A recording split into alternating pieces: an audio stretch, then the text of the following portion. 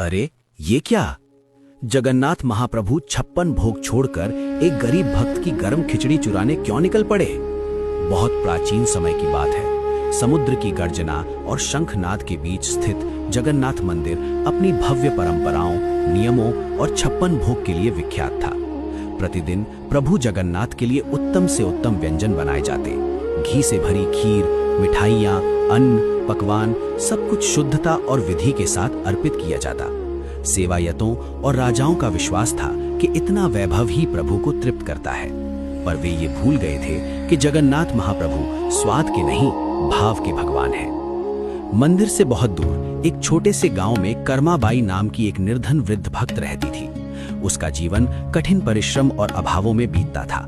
उसके पास न धन था, न अन्न के भंडार, न रसोई में विविध व्यंजन। फिर भी उसका हृदय इतना विशाल था कि उसमें केवल एक ही स्थान था, उसके प्रिय जगन्नाथ के लिए। प्रतिदिन वो अपने मिट्टी के चूल्हे पर थोड़े से चावल और दाल डालकर साधारण खिचड़ी बनाती। उसमें न मसाले होते, न घी, न स्वाद का कोई वैभव। पर जब खिचड़ी पकती तो कर्माबाई उसे बड़े प्रेम से चलाते हुए बार बार कहती, नाथ गरम है, जरा ठहरना, अपने हाथों से खिलाऊंगी। ये उसके लिए केवल भोजन नहीं, अपनी ममता का अर्पण था। एक दिन पूरी धाम में विशेष उत्सव था। मंदिर में 56 भोग सजे थे। शंखनाद हुआ, घंटियां बजी और सेवायत भोग अर्पण करने के लिए आगे बढ़े। उसी समय गर्भगृह में विराजमान प्रभु जगन्नाथ की दृष्टि स्थिर हो गई। उनके मुख पर बाल सुलभ मुस्कान फैल गई, मानो वे किसी दूर की पुकार को सुन रहे हों। वो पुकार न शब्दों की थी, न मंत्रों की। वो पुकार कर्माबाई की थी, जो गर्म खिचड़ी को ठंडा होने से बचाते हुए अपने प्रभु को याद कर रही थी। प्रभु ने मन ही मन कहा, आज मुझे सोने की थाली नहीं चाहिए, आज मुझे मेरी भक्त की हाथों की खिचड़ी चाहिए। कहा जाता है कि उसी क्षण लीला घटित हुई। प्रभु प्रतिमा में तो गर्भगृह में ही विराजमान रहे, पर लीला रूप में वे एक साधारण बालक बनकर चुपचाप मंदिर से बाहर निकल पड़े।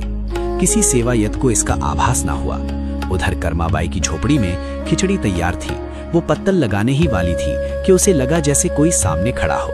उसने देखा एक नन्हा बालक, धूल से सने पांव, आंखों में अजीब सी चमक और चेहरे पर भूख की मासूम पीड़ा। बालक ने कहा, माई बहुत भूख लगी है। कर्माबाई का हृदय भर आया। उसने बिना कुछ पूछे कहा, आजा नाथ, गरम है, पर तू तो मेरा ही है। उसने तुरंत गरम खिचड़ी उस बालक को परोस दी। बालक ने खिचड़ी ऐसे खाई जैसे बरसों से भूखा हो। वो इतनी गरम थी कि कर्माबाई घबरा गई और बोली, अरे जल जाओगे। बालक मुस्कुराया और बोला, माई तुम्हारे प्रेम की गर्मी में ये जलन भी आनंद है। ये कहकर उसने पूरी खिचड़ी प्रेम से खा ली और क्षण भर में अदृश्य हो गया। उसी समय मंदिर में हड़कंप मच गया।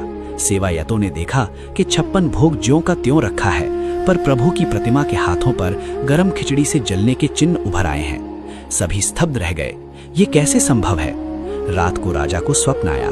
स्वप्न में स्वयं जगन्नाथ महाप्रभु प्रकट हुए और बोले, राजा आज मैं महाभोग छोड़कर अपनी भक्त कर्माबाई की खिचड़ी खाने गया था। वो बेस्वाद थी, पर उसमें जो प्रेम था उसने मुझे बांध लिया। अगली सुबह राजा स्वयं कर्माबाई की झोपड़ी पर पहुंचा। वहां न वैभव था, न सोना चांदी, बस एक साधारण चूल्हा और सच्ची भक्ति। राजा ने हाथ जोड़कर कहा, माता आज आपने प्रभु को तृप्त किया है। कर्माबाई ये सुनकर रो पड़ी और बोली, राजन मैंने तो बस अपने नाथ को खिलाया, जैसे रोज खिलाती हूँ। इस लीला के बाद सभी समझ गए कि भगवान को भोग की भव्यता नहीं, भक्त के हृदय की सच्चाई चाहिए।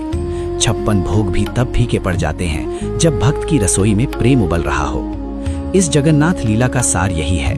भगवान सोने की थाली नहीं देखते, वे हाथों की ममता और हृदय का भाव देखते हैं। जहाँ प्रेम सच्चा होता है, वहीं जगन्नाथ महाप्रभु स्वयं चोरी करने चले आते हैं। जय जगन्नाथ।